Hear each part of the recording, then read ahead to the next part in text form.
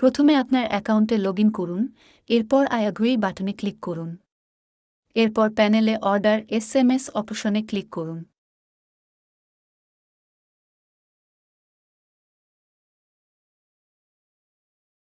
যে পরিমাণ এসএমএস ক্রয় করতে চান তা লিখুন এবং কন্টিনিউ বাটনে ক্লিক করুন। এরপর কি পদ্ধতিতে টাকা প্রেরণ করতে চান তা এই ড্রপডাউন থেকে সিলেক্ট করুন। এখানে আপনি বিকাশ, রকেট, নগদ সহ সব ধরনের ক্রেডিট ও ডেবিট কার্ড দিয়ে পেমেন্ট করতে পারবেন।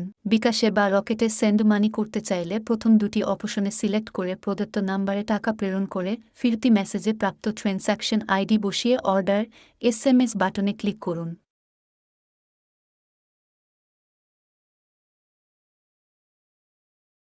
বিকাশ, রকেট বা নগদে পেমেন্ট করতে চাইলে অথবা কার্ড দিয়ে পে করতে চাইলে তৃতীয় অপশনটি সিলেক্ট করে পেমেন্ট করতে পারবেন। তৃতীয় অথবা চতুর্থ অপশনটি সিলেক্ট করে পে নাও বাটনে ক্লিক করলে এমন একটি পেজ আসবে।